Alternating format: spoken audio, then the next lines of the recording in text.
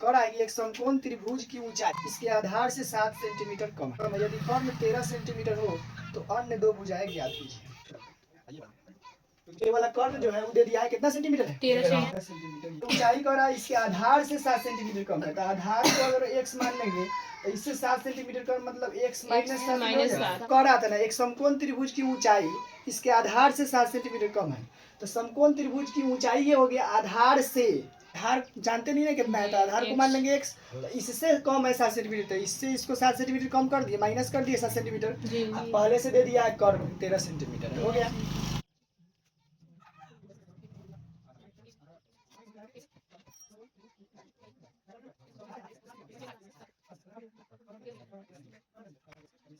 Pythagoras पढ़ने क्या कहता है कर्ण स्क्वायर बराबर क्या होता है लंब स्क्वायर प्लस आधार स्क्वायर।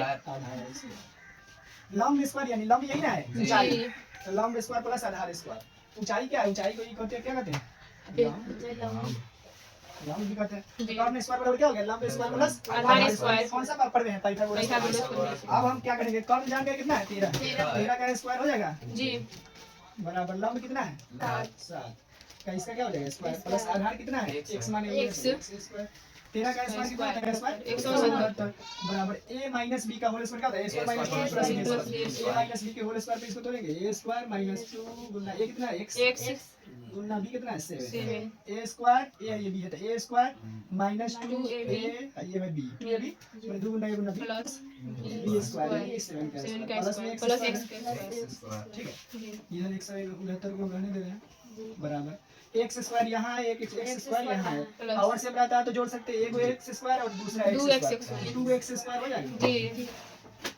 ये देखो ये दो चीजों को आपस में गुना करेंगे 2 से 7 में गुना करेंगे 7 14 x है तो माइनस में आएगा क्योंकि यहाँ माइनस है ना माइनस 14 x प्लस 49 हो गया 169 है यहाँ संख्या है 49 को इधर इस साइड लाएंगे तो कितना हो जाएगा 169 माइनस हो जाएगा 49 बराबर कितना हो जाएगा 2x स्क्वायर माइनस 14x ठीक है।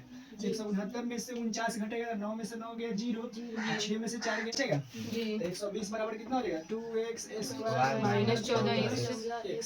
इस सभी को हम इस साइड लेके आते हैं ठीक है कितना हो जाएगा 2x स्क्वायर माइनस 14x बराबर इसको हम खाली इधर भेजेंगे तो माइनस में 120 हो जाएगा बराबर 0 समझ रहा है। मैंने कहने का मतलब ये पूरा को इसको उधर भेजे तो बराबर में 0 आएगा क्या जी उधर ना लिख के हम इधर लिख दिया 2x square minus 14x minus 120 बराबर 0 दो कॉमन कर सकते हैं ना पूरा में से जी थोड़ा सा आसान हो जाएगा तो दो हम कॉमन कर लेंगे तो क्या बचेगा x square minus 7x minus 60 बराबर हो जाएगा नहीं जी 7 बच गया इसमें 7 बच गया दो कॉमन है उधर 0 है तो भागा में उधर गुना में उधर भागा में जाएगा तो खत्म हो जाएगा जी।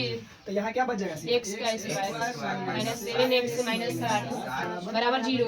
अब हम 60 का क्या कर लेंगे गुणनखंड 60 का गुणनखंड निकालेंगे 2 से कटेगा 30 बार में 2 से कटेगा 15 बार में 2 3 से कटेगा 3 5 अब हमको इसको आपस में जोड़ने घटाने पर बीच वाला 7 के बराबर होना चाहिए 3 गुना 6 गुना 12 में से 5 घटेगा 7 आगे कि नहीं 7 जी।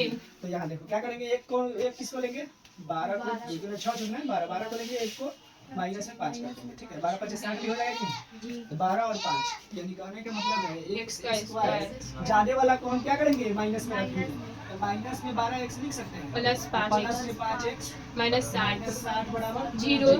यहाँ देखो इस दोनों में कॉमन क्या है x यहाँ क्या बच जाएगा x माइनस x कॉमन कर लेंगे 12 प्लस में इसमें क्या बचेगा कॉमन कर लेंगे 5 में रहता है x यहाँ बच जाएगा इसमें -12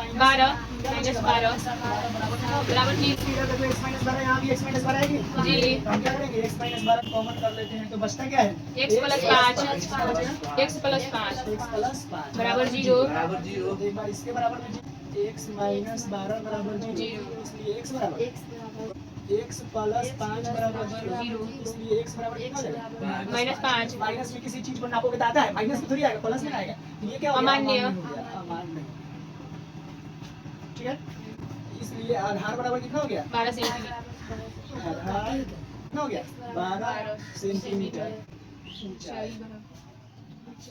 ऊंचाई को क्या है ऊंचाई क्या था x माइनस 7 था x कितना आया 12 माइनस कर देंगे 7 12 में 7 गया 5 सेंटीमीटर हो गया कि नहीं जी। चलो आया समझ में।